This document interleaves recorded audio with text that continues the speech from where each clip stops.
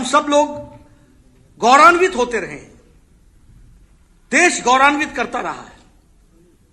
आजादी की लड़ाई हो या सांस्कृतिक लड़ाई हो या रिलीजियस रिवाइवलिज्म हो, कोई भी हो, उसकी शुरुआत की जन्मस्थली बंगाल रही है।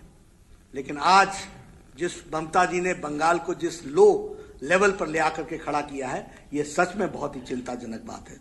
और मैं मानता हूं कि आने वाले समय में चुनाव में लोग ममता जी को नमस्कार कहने वाले हैं और भारतीय जनता पार्टी का कमल खिलेगा। 200 सीटों से ज्यादा भारतीय जनता पार्टी चुनाव जीत करके आएगी, यह मैं आपको बताना चाहता हूं। यहां पॉलिटिकल वायलेंस और डेथ ऑफ डेमोक्रेसी हो चुकी है। मैं कहने के लिए नहीं कह रहा हूं। We have lost 130 BJP workers. 100 का तर्पण यानी उनके अंतिम संस्कार में और उसके बाद की पूजा मैंने खुद कलकत्ता में आकर के की है। 100 के परिवार, और ये कोई मैं दिखाने के लिए नहीं कह रहा हूं, इन कैमरा मैंने तर्पण किया है। सारे परिवार के सदस्य वहां उपस्थित थे।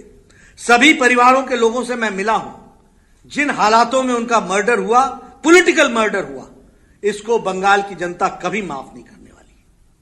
और बंगाल की जनता को तय करना है कि क्या ऐसी सरकार और ऐसी संस्कृति को यहां पर जगह देना है।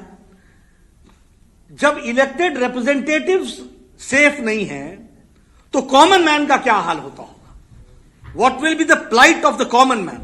आम आदमी की क्या स्थिति होगी? लॉलेसनेस, अराजकता चरम सीमा पर है। एडमिनिस्ट्रेशन, मैंने पहले कहा, कोलैप्स कर चुका है। हमारे एमएलए देवेंद्र नाथ रे, बप्पी घोष, पूरन चंद्र दास, गौतम पात्र, सुदर्शन परमाणिक, शेख लियाकत, गणेश रॉय, शंभारू बर्मन, दीपक मंडल, मनीष शुक्ला, ये सब पिछले 2 महीने में इनका मर्डर हुआ है। इन द पास्ट 2 मंथ्स मैंने सिर्फ आपके सामने 7-8 नाम गिनाए। ऐसी संख्या और श्रृंखला 130 की है। ये बंगाल की सभ्यता और राजनीतिक सभ्यता का सूचक है क्या? ये ममता जी के राजनीतिक कार्य करने का तरीका है क्या? बंगाल की जनता को तय करना पड़ेगा और मैं उनसे निवेदन करूंगा कि ऐसी सरकार को लॉक स्टॉक एंड बैरल इनको विदा करना चाहिए और ऐसी सरकार भारतीय जनता पार्टी के उसमें बनानी चाहिए जिसमें सबका साथ, सबका विकास और सबका विश्वास को लेकर के चले। जब हम भ्रष्टाचार की बात करते हैं तो cut money is the order of the day. Cut money जीवन का तरीका हो गया है वेस्ट बंगाल में। और टोलाबाजी और सिंडिकेट में भी बालू सिंडिकेट और कोयला सिंडिकेट, ये जिसको बोलते हैं कि यहां लूट हो रही है, लूट और राजनीतिक संरक्षण में हो रही है। ममता जी के द्वारा डायरेक्टली संरक्षण में हो रही है। तो इसलिए टोलाबाजी भी हो रही है, कटमनी भी हो रहा है, सिंडिकेट भी हो रहा है, कोयला और बालू पर सिंडिकेट चल रहा है। और तो और मुझे दुख के साथ कहना पड़ता है कि कटमनी और पैसे और रिश्वत अंतिम संस्कार पर भी देना पड़ रहा है बंगाल में। This is the situation. मेरी बात किसी को लगती हो तो चैलेंज कर देना, लेकिन अंतिम संस्कार के लिए भी पैसे और घूस और उसके लिए भी ब्राइब चल रहा है, वो हमको समझना चाहिए। ममता जी क्या कहती हैं? 75% बीजेपी, 75% टीएमसी को कटमनी दो, 25% अपने आप रख लो और लोगों की छुट्टी कर दो। ये संस्कार है, ये बातचीत। उसी तरीके से अभी कहा गया कि ममता जी द्वारे द्वारे, पहले ममता जी वारे न्यारे, अब द्वारे द्वारे और चुनाव के बाद फिर वारे न्यारे। लेकिन बंगाल की जनता अब छोड़ने वाली नहीं है। द्वारे द्वारे घूमो, चाहे जैसे घूमो, आपको बंगाल की जनता छुट्टी देने वाली है। जमीन आपकी खिसक चुकी है, यह हम आपको बताना चाहते हैं। कोविड का ट्रेजेडी हुई। Modi ji is known for the management of Covid management and Mamata is known for mismanagement of Covid. कोई मैनेजमेंट नहीं। आपने देखा, टेलीविजन पर आपने दिखाया किस तरीके से हॉस्पिटल्स में डेथ रिपोर्ट नहीं हो रही थी, केसेस रिपोर्ट नहीं हो रहे थे। सेंट्रल टीम को कलकत्ता के हॉस्पिटल में घूमने नहीं दिया गया। और उसके साथ साथ आपको पता है राशन में चोरी, आपको पता है कि किस तरीके से उस समय अम्फान में भ्रष्टाचार किया गया। कैलकाटा हाईकोर्ट ने क्या कहा? कैलकाटा हाईकोर्ट ने कहा कि आप सीएजी से इसका ऑडिट कराओ, और इस ऑडिट के खिलाफ ममता जी सुप्रीम कोर्ट में गई। एक तो भय कहनो, इतना भय क्यों है आपको? क्यों आपको इतना डर लग रहा है? हाई कोर्ट के चीफ जस्टिस राधाकृष्णन कहते हैं get it audited by the controller and auditor general. ये पब्लिक मनी है और 1000 करोड़ रुपए प्रधानमंत्री जी ने एडवांस दिया, 1200 करोड़ रुपए बाद में दिया गया, लेकिन कोई हिसाब किताब नहीं, और जो पैसे मिले वो टीएमसी के कार्यकर्ताओं के अकाउंट में मिले। अब है तो भय कहनो, सुप्रीम कोर्ट में जाने का मतलब है you are hand in glove with commission and corruption. आप पोषक हैं करप्शन के, आपके द्वारा करप्शन हुआ है और आपके पालन पोषण में करप्शन बढ़ा है, इस कारण से आप सुप्रीम कोर्ट में गई हैं। नहीं तो आपको कहना चाहिए था दूध का दूध पानी का पानी होगा। और प्रशासन में प्रशासक जो होता है उसको he should not only be honest, he should look to be honest. Here Mamta ji looks to be dishonest and is dishonest. This is what I would like to say. The activities show, ये बताती हैं कि किस तरीके का हाल चाल बना करके रखा है। टीएमसी की सरकार चाल चोर सरकार, त्रिपाल चोर सरकार, राशन चोर सरकार, ये टीएमसी की सरकार के सिनोनिम्स हैं, ये सरकार के पर्यायवाची शब्द है। चौल चोर, त्रिपाल चोर, राशन चोर, क्या हाल बना करके रखा है। और पहले क्या कहती थी? मां माटी मानुष, और आजकल क्या कहती हैं? तानाशाही, तुष्टीकरण और टोलाबाजी। यह आज की स्थिति बन गई है। मित्रों, हमारा बड़ा स्पष्ट कहना है कि ऐसी सरकार, मैंने पहले कहा, अभी आपको पता है फार्मर्स के विषय पर प्रधानमंत्री जी ने प्रधानमंत्री किसान सम्मान निधि में 10 करोड़ लोगों को 2-2 हजार रुपए और 6,000 रुपए साल का 3 किश्त में देने का तय किया। अप्रोक्सीमेटली 70 लाख किसान बंगाल के इससे वंचित हैं, 70 लाख लोग वंचित हैं, उनको यह पैसा नहीं मिल रहा है। और ममता जी क्या कहती हैं? ये सीधे हमको दो। और मोदी जी और हमारा क्या कहना है कि यह सीधे किसान के खाते में जाएगा, उसके अकाउंट में जाएगा। और ममता जी कहती हैं आमा के दिए दाओ, कटमानी। ये कटमनी का तरीका है जिसको हमको समझना चाहिए। उसी तरीके से आयुष्मान भारत, लगभग 4 crore 67 lakh people are deprived of 5 lakh health coverage per year per family, 5 lakh per year per family. And कितने लोग? 4 करोड़ 67 लाख। आज 1 crore 31 lakh people have taken the benefit all India by. 15,500 crores have been spent for, खर्च हो चुके हैं गंभीर बीमारियों के लिए।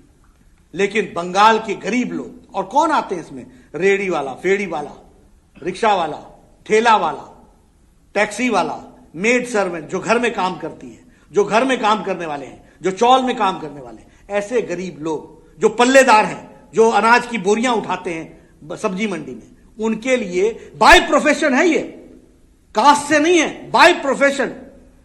12 करोड़ 74 लाख परिवार, 55 करोड़ पीपल को ये 5 लाख रुपए का फैमिली का पर ईयर का बेनिफिट है हेल्थ में, गंभीर बीमारियों के लिए, 2000 से ज्यादा गंभीर बीमारियों के लिए।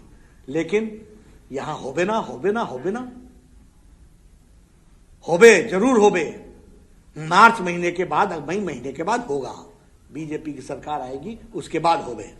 तो ये बात मैं आपके साथ शेयर करना चाहता हूं। इसके साथ साथ अगर मैं बिहार के अभी चुनाव की बात कहूं तो मैं आपसे एक बात कहना चाहता हूं। अभी चाहे बिहार का चुनाव हुआ, चाहे कर्नाटक का चुनाव हुआ, चाहे दुबाका का धमाका हुआ, चाहे उत्तर प्रदेश का चुनाव हुआ, और चाहे मैंने बताया मध्य प्रदेश का चुनाव हुआ, सभी जगह परिवार की पार्टियों को लोगों ने नकार दिया है और भारतीय जनता पार्टी को सपोर्ट किया है। और यही हाल बंगाल में भी होगा। यहां भी पारिवारिक पार्टी को लोग नमस्ते कहेंगे और डेवलपमेंट के लिए मोदी जी के साथ डबल इंजन की सरकार को सपोर्ट करेंगे। आज जो घटना घटी है वह ममता जी के फ्रस्ट्रेशन की, बौखलाहट की कहानी है। उनको दिख गया है कि जमीन खिसक चुकी है और जिस शब्दों का वो प्रयोग कर रही है, जिस शब्दावली का प्रयोग कर रही है, मुझे वो शब्द रिपीट करने में भी शर्म आती है। एक बंगाल के चीफ मिनिस्टर, उनको शायद मालूम नहीं है कि इस पद की गरिमा क्या होती है, इसकी गरिमा को कैसे संभाल के रखा जाता है। और ये बंगाल, जैसे मैंने कहा, कैसा बंगाल बनाना चाहते हो? ममता जी का बंगाल बनाना चाहते हो या रविंद्रनाथ टैगोर का बंगाल बनाना चाहते हो? श्री अरविंदो का बंगाल बनाना चाहते हो? श्यामा प्रसाद मुखर्जी का बंगाल बनाना चाहते हो? सुभाष चंद्र बोस का बंगाल बनाना चाहते हो? मैं आपके साथ बड़े स्पष्ट शब्दों में कहना चाहता हूं, भारतीय जनता पार्टी कमिटेड है। हम आने वाले समय में डबल इंजन की सरकार बनाएंगे। वेस्ट बंगाल में भी हमारी सरकार बनेगी। ये जो हरकतें आज हुई हैं, ऐसी हजार हरकतें हों, हम हर कंस्टिट्यूंसी में जाएंगे, हर जगह अपने विचार को रखेंगे। और जो हमको समर्थन मिल रहा है, मैं अपने कार्यकर्ताओं को सल्यूट करना चाहता हूं, मैं उनको नमस्कार करना चाहता हूं। आपने देखना है किस तरीके से आज लगभग 50 मोटरसाइकिल गायब कर दी गई हमारे रैली से, उनको पीटा गया, उनको मोटरसाइकिल मिलनी नहीं है दोबारा, वी नो दैट। लेकिन हमारा एक एक कार्यकर्ता लड़ने को तैयार है और उनको मालूम नहीं है ये भारत भूमि, ये बंगाल की भूमि, इसने क्रांतिकारियों को पैदा किया है और यही क्रांतिकारी हमारे भारतीय जनता पार्टी के कार्यकर्ता के रूप में फिर से प्रजातंत्र को यहां बहाल करेंगे और पूरी ताकत और शिद्दत के साथ हम चुनाव लड़ेंगे। इन्हीं शब्दों के साथ मैं अपनी बात समाप्त करता हूं। आपको जो प्रश्न करना आप कर सकते हैं। प्रश्न आप बंगला में भी कर सकते हैं, इंग्लिश में भी कर सकते हैं, हिंदी में भी कर सकते हैं। सवाल ये है, आपकी पार्टी सत्ता में है, केंद्र में है। ममता बनर्जी और उनकी सरकार का ये कहना है कि जब आपके पास बीएसएफ, सीआईएसएफ, सीआरपीएफ और सारी फोर्सेस हैं, तो फिर आज बंगाल में आप पर ये हमला कैसा? क्या ये आपकी पार्टी खुद ही उनके शब्दों में नौटंकी बनाने के लिए कर रही है? ऐसा है कि ममता जी को प्रशासन नाम की चीज का आइडिया जीरो है। She knows nothing about administration.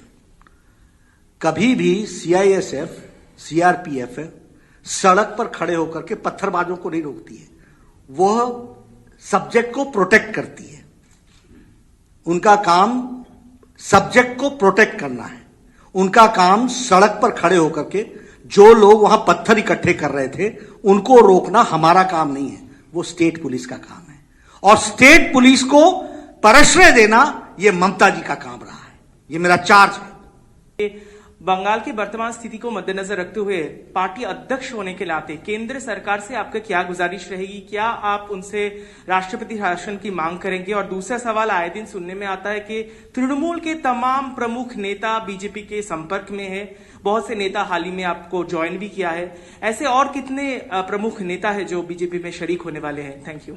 देखिए, जहां तक भारतीय जनता पार्टी का सवाल है, मेरा कमेंट और मेरी अंडरस्टैंडिंग बंगाल के बारे में, law and order situation has failed, it has crumbled down. लेकिन हम प्रजातांत्रिक तरीके से लड़ने वाले लोग हैं, इसलिए हम प्रजातांत्रिक तरीके से ममता जी को पदच्युत करेंगे through democratic means, number 1। Number 2, आपका क्वेश्चन क्या था? जी सर, तृणमूल के बहुत से तमाम नेता आपके पास, ऐसा है, सच्चाई की जीत होती है, इसलिए सच्चाई के साथ लोग जुड़ना चाहते हैं। आते रहेंगे, कारवां बनता रहेगा, हम चलते रहेंगे। मेरा सवाल यह है कि आज चूंकि हम लोग भी थे, आपके काफिले पे हमला हुआ, पत्थरबाजी, हमारी भी गाड़ी टूटी, क्या इसको लेकर आप लोग यहाँ की लोकल पुलिस के खिलाफ कोई जांच की मांग करेंगे? कुछ कार्रवाई के लिए कहेंगे या सीबीआई जांच के लिए कहेंगे? देखिए, मैं व्यक्तिगत रूप में जनता से सीधे जुड़ने वाला आदमी हूं और पार्टी की दृष्टि से भी जनता से जोड़ता हूं अपने आप को। प्रशासन को जानकारी देना हमारा काम है, वो हम जरूर देंगे, लेकिन हमको कोई आशा नहीं है यहां के प्रशासन से। हम जनता के बीच में ही अपनी आवाज को बुलंद करके हम यशस्वी होंगे। एक प्रश्न, बंगाल में मैं 2-3 दिन से घूम रहा हूं और जो टीएमसी की तरफ से आ रहा है बार बार, वो बाहरी और भीतरी को लेकर आ रहा है। वो कह रहे हैं कि बीजेपी वाले बाहरी हैं और यहां तो भीतरी दीदी हैं। तो आप लोग इस पॉइंट को कैसे काउंटर कर रहे हैं? देखिए, भारतीय जनसंघ की स्थापना हमारे श्यामा प्रसाद मुखर्जी ने की। और एक देश में दो निशान, दो विधान, दो संविधान नहीं चलेंगे, इसकी स्थापना करने का विचार बंगाल से आया। हमारा दायित्व तो बनता है कि बंगाल को आत्मसात करते हुए उस विचारधारा को ध्यान में रख करके हम यहां पर अपने आप को काम भी करें और उनके बताए रास्ते पर भी चलें। एक बात तो हमको ये बड़े स्पष्ट होनी चाहिए। दूसरा, जो ममता जी का बंगाल है वो मैंने आपको एक्सप्लेन कर दिया, वो बंगाल नहीं है। बंगाल वो है जो हम बता रहे हैं। और हमको जो पीड़ा है वो इस बात की है कि बंगाल को गलत लोगों ने हाथ में ले लिया है, इसको सही हाथों में देना ये हमारी जिम्मेवारी है, ताकि बंगाल की संस्कृति आगे बढ़ सके। और इसलिए बाहरी और भीतरी नहीं, भीतर के लोग हैं जो हमारा सपोर्ट करेंगे। हम बाहर के वोट से जीतने वाले नहीं हैं, हमको बंगाल के लोगों का आशीर्वाद मिलेगा, यह हमारा विश्वास है। BJP has been talking about the citizenship amendment law that has been passed by the parliament. There have been statements being made that by the end of January it will be implemented. Has that been done? Will that be done in Bengal? Because Chief Minister Mamata Banerjee has time and again said that it's the centre's prerogative to make the law, but it's the state that will implement it, and we will not allow CAA to be implemented in West Bengal in any way, and she has been protesting against it. So I would want to know, when will CAA be implemented in Bengal and how will it be done? देखिए, parliament के act से पास हो चुका है citizens amendment act, अब उसके rules बन रहे हैं। जैसे ही रूल्स बन जाएंगे वो इंप्लीमेंट होगा और लेटर और स्पिरिट में इंप्लीमेंट होगा, और यहां भी होगा। देखिए, मैं ये कहना चाहूंगा कि यह प्रजातंत्र के मूल विचार से भिन्न है, नंबर एक। नंबर दो, यह इनटॉलरेंस की, असहिष्णुता की प्रकाष्ठा है। सर, हमने पहले देखा है आपकी पार्टी में नेता जो है एक विषय पर काफी डिवाइडेड है, वो विषय है प्रेसिडेंट्स रूल इन बंगाल। आज के मौजूदा परिस्थिति को मद्देनजर रखते हुए क्या आप प्रेसिडेंट्स रूल की मांग करते हैं? देखिए, सेंटिमेंट्स जो हैं वो विचार में कोई लोग उसको एक्सप्रेस कर देते हैं। सेंटिमेंट्स तो ये हैं कि यहां लॉलेसनेस है, सेंटिमेंट्स तो ये हैं कि यहां का एडमिनिस्ट्रेशन क्रम्बल डाउन कर गया है, इसलिए लोग कह दें कि प्रेसिडेंट रूल लगना चाहिए, वो बात अलग है। लेकिन मैं हमेशा इस बात को कहता हूं कि हम प्रजातांत्रिक तरीके से ही आगे बढ़ते हैं, इसलिए डेमोक्रेटिक एथोस को हम ध्यान में रखते हैं, which Mamata ji does not keep. Just needed to know, when you planned this trip to Bengal this time, you've been here multiple times in the past, but this time around you specifically chose two constituencies. One in Bhawanipur, which is Mamata Banerjee's constituency. The other was Diamond Harbour, which is Abhishek Banerjee's constituency. Was there a political message that you wanted to give out when you actually visited these two constituencies? And what is your experience besides the violence? What is your experience from these two constituencies? देखिए, it's a very good question, number one. Number two, ये दोनों ही constituency अराजकता का, असहिष्णुता का और anti development का उद्गम स्थान है, लॉलेसनेस का उद्गम स्थान है। इसलिए इस जगह पर जाना आवश्यक था, क्योंकि भ्रष्टाचार का उद्गम स्थान यही है, इनटॉलरेंस का उद्गम स्थान यही है, असहिष्णुता का उद्गम स्थान यही है, भ्रष्टाचार का उद्गम स्थान यही है। और विकास, आज आपने देखा होगा, पांडे जी आप भी थे, आलोक जी, सब आप लोगों ने देखा होगा डायमंड हार्बर का क्या हाल है।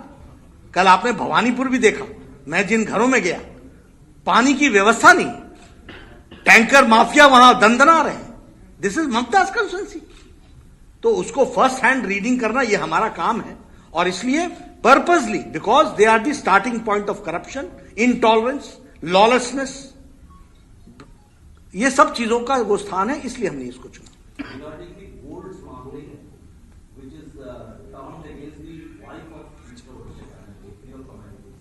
देखिए, I don't know what is the observation of high court. It will be difficult for me to comment without going through the observation of the High Court. But yes, corruption को छुपाना ममता की आदत है, corruption के साथ चलना ये ममता जी की आदत है, और लॉ को प्रोटेक्ट करना ये कोर्ट की जिम्मेवारी है, और कोर्ट ने बारंबार किया है। अभी हाई कोर्ट ने ही तो कहा था कि अम्फान के फंड्स का ऑडिटिंग करो, तो सुप्रीम कोर्ट क्यों गई? इट शोज एतो भय को ना, ये भय है। तो अभी हाई कोर्ट में भी अगर हुआ है सोने के स्मगल को लेकर के, ये सब चीजें इनके part and parcel of life है। So I have two questions. One is regarding the ongoing farmer protest in Delhi. What do you have to say regarding it? And secondly, there has been question has been doing around in Bengal about who would be BJP's chief ministerial face. So what are your views regarding it? देखिए, जहां तक किसान आंदोलन का सवाल है, हमारे लोगों ने किसान आंदोलन के नेताओं के साथ बारंबार बातचीत की है और हम सब लोग डायलॉग के माध्यम से आगे बढ़ना चाहते हैं, डायलॉग के साथ बढ़ना चाहते हैं। लेकिन हाँ, जो किसान के दृष्टि से उनके क्वेश्चंस थे, उनका हम लोगों ने बारंबार जवाब दिया है और उनके उन बातों पर कोई भी उनको चिंता करने की जरूरत नहीं है। So it is ultimately the dialogue which is going to take place, number 1। Number 2, आपने बात की यहाँ के चीफ मिनिस्टर की दृष्टि से, ये स्ट्रैटेजी का मामला होता है, ये इंटरनल स्ट्रैटेजी का मामला होता है। We will cross the bridge when we come to that. पिछले कल के जो इंसिडेंट हुआ और आज आपका कॉन्वॉय में जो अटैक हुए थे, इसके ऊपर गवर्नर ने चीफ सेक्रेटरी और डीजी पुलिस को बुलाए थे मीट करने के लिए, मगर दोनों ने उनके साथ मीट नहीं किया। अब कैसे देखते हैं इसको? देखिए, all parameters show that all parameters show one sec दोनों ने मीट किया है।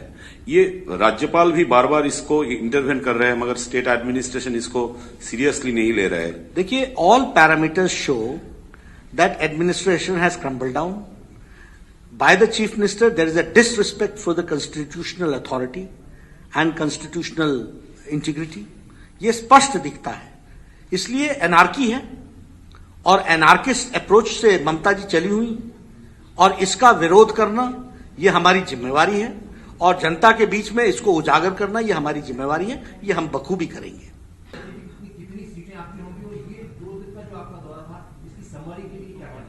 200+ स्ट्रेट अवे हम जाएंगे। जो जनता की में जो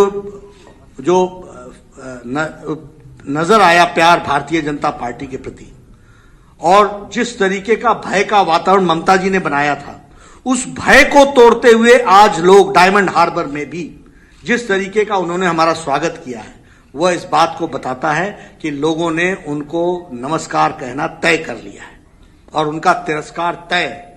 सर, लगातार एक सवाल किया जाता है ममता बनर्जी की ओर से सीएम कि सेंट्रल गवर्नमेंट जो है वो सीबीआई को यूज करती है और जो सेंट्रल टीम है उसके माध्यम से पार्टी को तोड़ने की कोशिश कर रही है।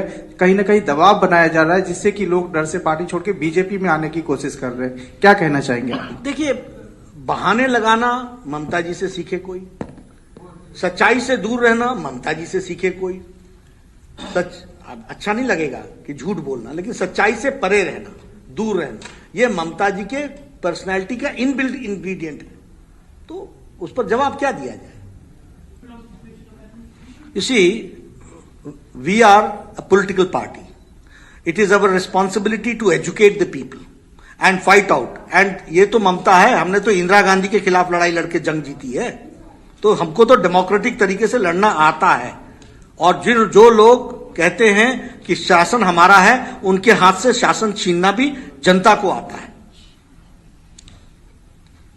অনেক ধন্যবাদ নাড্ডাজিকে, আজকে অনেক খুবই গুরুত্বপূর্ণ কথাবার্তা বললেন এই পরিস্থিতির মাঝখানে। আর আশা করছি সামনের দিনে উনি আবার আসবেন অনেকবার, তখন আপনাদের সঙ্গে আবার ওনার দেখা হবে।